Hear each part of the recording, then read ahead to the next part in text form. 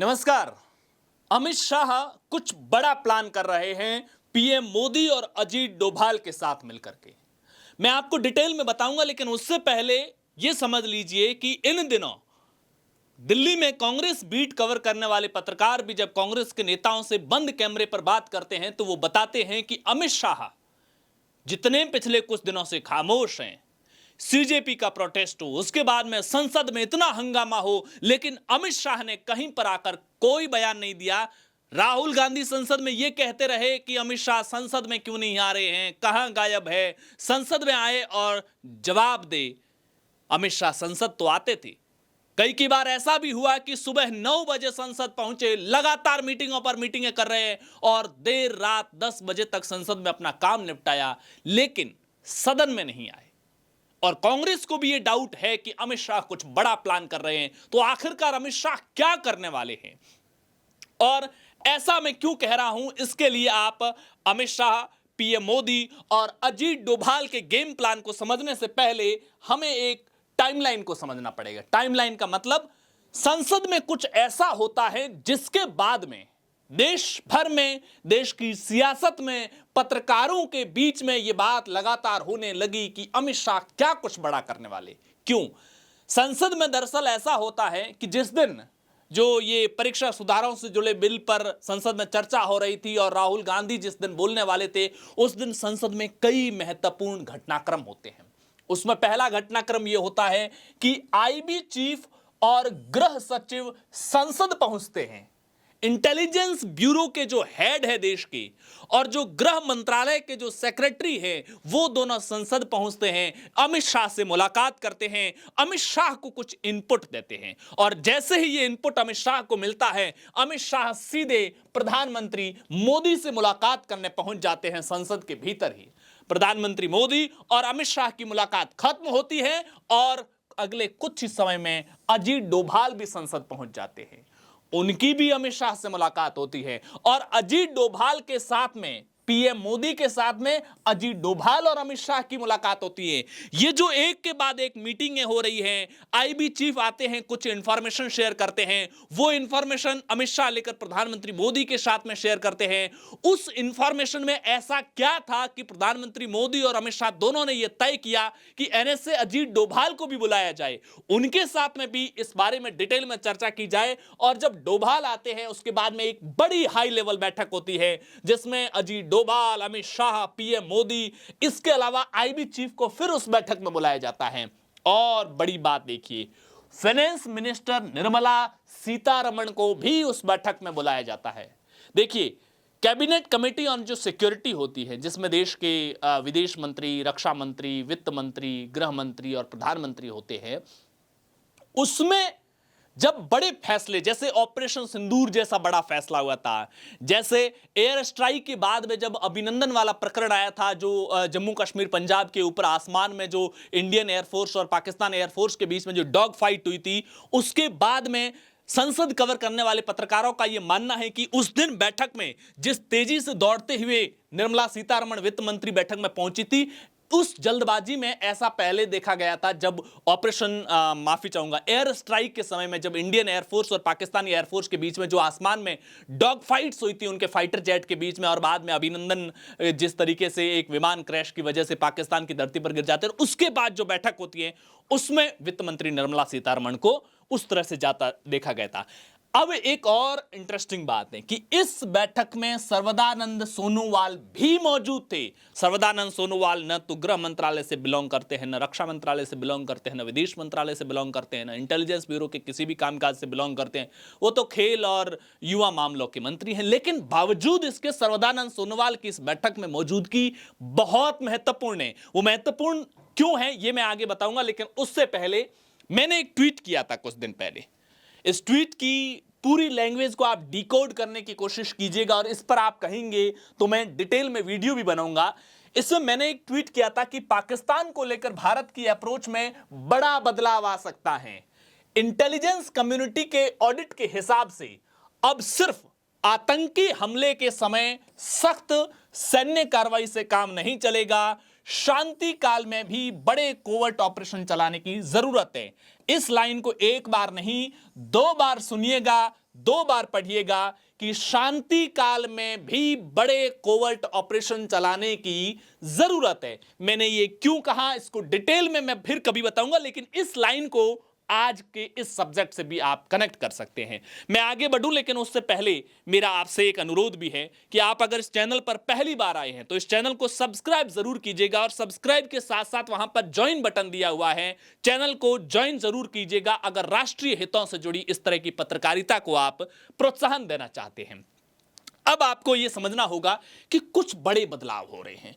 अभी ये जो एशिया रीजन है ना, दक्षिण एशिया विशेष तौर से, ये जो पाकिस्तान, चीन, भारत, बांग्लादेश, नेपाल, भूटान, इस रीजन के अंदर बहुत सारे बदलाव हो रहे हैं। जैसे भारत के संसद के भीतर ये जो ऑपरेशन सीजेपी के प्रोटेस्ट और उसके बाद में जो उठापटक चल रही हैं, उधर पाकिस्तान के जो पाकिस्तान ऑक्यूपाइड कश्मीर है वहां पर बहुत बड़ा जन विद्रोह चल रहा है। यहां तक कि पाकिस्तानी आर्मी को उस तरह से फायरिंग खोलनी पड़ रही है वहां के आम लोगों पर, जैसी वो अफगानिस्तान बॉर्डर पर कभी खोलता है या फिर इंडिया के साथ में एलओसी पर जिस तरह की फायरिंग खोलता है, वैसी फायरिंग उसे अपने लोगों के खिलाफ खोलनी पड़ रही है। पीओके से लेकर बलूचिस्तान तक भारत से मदद मांगी जा रही है। उधर जब सऊदी और पाकिस्तान के बीच में डिफेंस पैक्ट हो गया है, तो अब इंडिया पाकिस्तान के इन जो तलखी भरे मसलों पर भी यूएई का भारत को बार बार हर मसले पर मजबूत समर्थन मिल रहा है। और एक बात नोटिस करने लायक है, अभी कुछ दिन पहले हमारे विदेश मंत्री का सऊदी का बार बार दौरा हो रहा है, चाइना का दौरा है। पाकिस्तान के 2 बड़े सपोर्ट बेस है इस रीजन के अंदर, एक चाइना और एक सऊदी। सऊदी का न्यूक्लियर के ऊपर अमेरिका के साथ भी पैक्ट हो रहा है, तो भारत ये समझाने की कोशिश कर रहा है कि जब आपका अमेरिका के साथ पैक्ट हो रहा है तो पाकिस्तान के साथ जो डिफेंस पैक्ट हो रहा है, जिसमें न्यूक्लियर एक इंपॉर्टेंट फैक्टर के तौर पर काम कर रहा है, उसको आप पाकिस्तान को क्यों एंटरटेन कर रहे हैं, और बाकी तमाम मसला पर समझाने की कोशिश हो रही है। चाइना को यह समझाने की कोशिश हो रही है कि पाकिस्तान जिस तरीके से अमेरिका की गोद में जा चुका है, और अमेरिका दुनिया के जिस इकोनॉमिक वॉर में चाइना और इंडिया दोनों को डिस्टर्ब करना चाहता है, दोनों की इकोनॉमी को चौपट करना चाहता है, तो हमें अपने कुछ टकराव वाले मसलों को साइड में रख करके भी अमेरिका और पाकिस्तान के मसले पर शायद चाइना को समझा रहे हैं कि आपको भी सोचने की जरूरत है। इधर पाकिस्तान में चारों तरफ संकट तो आया हुआ ही है, इंडिया के अंदर भी सोशल मीडिया पर थोड़ा सा चीजें शिफ्ट हो रही है। अभी आपने पिछले कुछ समय में देखा होगा, महीने 1.5 महीने के अंदर एंटी इंडिया कंटेंट जो सोशल मीडिया पर होता था उसको बहुत प्रमोट किया जा रहा था। ध्यान रखिएगा, सोशल मीडिया पर जितनी भी ये कंपनियां हैं ना, ये सब अमेरिकन कंपनियां हैं। फेसबुक, इंस्टाग्राम वाली मेटा हो, व्हाट्सएप वाली मेटा हो, या फिर यूट्यूब वाला गूगल, ये सब अमेरिकन कंपनियां हैं। तो आप अपने दिमाग में हमेशा लेकर चलिएगा कि जब कोई कंपनी जो किसी और देश की हो तो किनके हितों को और अपने एल्गोरिदम को किधर शिफ्ट करेगी, इस बात को हमेशा आप सचेत रहिएगा। इसके अलावा यूएस की अपनी जो प्राथमिकताएं हैं, जो प्रायोरिटीज है, वो बदल रही है।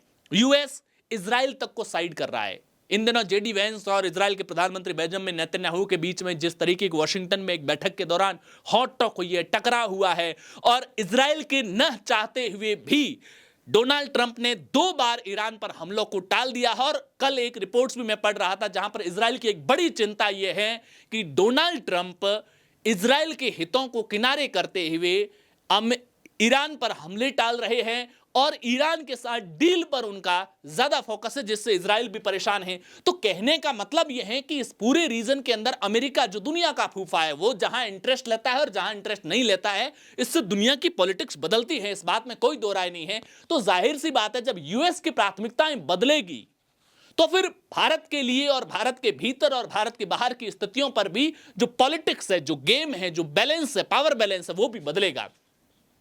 तो कुल मिलाकर के एक साथ ऐसी कई घटनाक्रम हो रहे हैं, और इन सब के बीच में सर्वदानंद सोनोवाल का इस बैठक में मौजूद होना। अब अपन को संभावनाओं की बात कर लेते हैं कि भाई इस बैठक में जो संभावनाएं हैं, क्या बड़ी बैठक हो रही है। देखिए, एक बात तो क्लियर है, आईबी चीफ है, मतलब इंटेलिजेंस से जुड़े बड़े इनपुट उस बैठक में दिए गए हैं। गृह मंत्री हैं, प्रधानमंत्री हैं, अमित शाह है, national security advisor Ajit Doval है, यानी कि राष्ट्रीय सुरक्षा से जुड़े बड़े फैसले उस बैठक में हुए होंगे या चर्चा हुई होगी। वित्त मंत्री निर्मला सीतारमण थी, सर्वदानंद सोनोवाल थे। इन दोनों की क्या इंपॉर्टेंसी हो सकती है? सर्वदानंद सोनोवाल की मौजूदगी से एक संकेत यह मिलता है कि जो भी चर्चा उस बैठक में हुई थी या जो भी इंटेलिजेंस से जुड़ा बड़ा इनपुट था, वो शायद नॉर्थ ईस्ट से जुड़ा हुआ हो। और इस बात को समझने के लिए इस बात में क्यों वजन नजर आता है, हमने पॉलिटिकल पंचायत के इसी चैनल के ऊपर 2 वीडियोस पहले बनाए थे, 2 अलग अलग वीडियोस जिनके स्क्रीनशॉट आप देख सकते हैं। ये जिसमें अमेरिका का एक पत्रकार था जो भारत में गिरफ्तार हुआ था, वो दिल्ली आते थे और जाकर के नॉर्थ ईस्ट में वहां पर जो विद्रोही गुट है उनको हथियार चलाने की ट्रेनिंग दे रहे थे। फिर एक अमेरिकन रिटायर्ड फौजी, उसको भारत के भीतर वो 7 महीने तक रहा और नेपाल बॉर्डर क्रॉस करके नेपाल भागते हुए भारतीय सेना ने उसको पकड़ लिया था, जो भी बॉर्डर सुरक्षा से जुड़े हुए थे। और ये जो पत्रकार पकड़ा था ना, ये इसने 2011 में इराक और सीरिया, लीबिया जैसे इलाकों के अंदर विद्रोही गुटों को हथियार चलाने की ट्रेनिंग दी थी। मतलब ये ट्रेनर के तौर पर बहुत एक्सपर्ट है, पत्रकार तो बस एक चोला पहने हुए है। तो हमने आपको ये दोनों नॉर्थ ईस्ट के एंगल से थे, तो सर्वदानंद सोनोवाल की मौजूदगी और इस बैठक में नॉर्थ ईस्ट का एंगल काफी हद तक जस्टिफाई होता है, यानी कि कुछ बड़ा एक्शन नॉर्थ ईस्ट को लेकर हो सकता है। वित्त मंत्री निर्मला सीतारमण की मौजूदगी भी महत्वपूर्ण है। वित्त मंत्री की मौजूदगी इसलिए महत्वपूर्ण होती है कि जब भी कोई देश राष्ट्रीय स्तर पर, सुरक्षा स्तर पर या फिर दूसरे देश के साथ टकराव वाली स्थितियों में बड़े फैसले लेता है, तो देश की इकोनॉमिक हालात को उस दौर में संभालना बहुत जरूरी होता है। लिहाजा सुरक्षा मामलों की जो कैबिनेट कमेटी है ना, उसमें भी वित्त मंत्री होती है। उसे पता होना चाहिए कि अगर कोई कदम उठाया जा रहा है तो उसमें कितनी लागत आने वाली है, कितना पैसा लगने वाला है, और इस कदम से कहीं हमारा दूसरा जो पैसा है, हमारी जो इकोनॉमी है, अर्थव्यवस्था है, उस पर कोई इंपैक्ट तो नहीं पड़ता है। अगर इंपैक्ट पड़ता है तो उसे कैसे संभालना है, ये सारी बातें महत्वपूर्ण होती है। लिहाजा वित्त मंत्री निर्मला सीतारमण का उस बैठक में मौजूद होना, एक बात तो क्लियर हो रहा है कि फैसला कोई ऐसा बड़ा लिया जा रहा है जिसमें बड़ी वित्तीय लागत भी आने वाली है। और IB chief NSA Ajit Doval की मौजूदगी इसकी यह स्पष्ट होता है कि वो कोई राष्ट्रीय सुरक्षा से जुड़ा बड़ा मसला होगा। तो कुल मिलाकर के अमित शाह की जो खामोशी है, ये खामोशी बिल्कुल वैसी खामोशी नहीं है कि वो किसी मसले से दूर भाग रहे हैं या वो कोई कॉकरोचों का प्रोटेस्ट से कोई राजनीति बहुत हिल गई हो, या राहुल गांधी जिस तरीके से निशाना साध रहे हैं उन पर लगातार पिछले कुछ दिनों से संसद के भीतर और संसद के बाहर भी, उससे कोई वो बैकफुट पर हो, वैसा बिल्कुल नहीं है। ये तय है कि कुछ बड़ा प्लान हो रहा है। मैं जाते जाते फिर से अनुरोध करूंगा कि इस चैनल पर पहली बार आए हैं तो चैनल को सब्सक्राइब जरूर कीजिएगा, और सब्सक्राइब करने के साथ में ज्वाइन बटन पर क्लिक करके इस तरह की राष्ट्रीय हितों से जुड़ी पत्रकारिता को सपोर्ट जरूर कीजिएगा।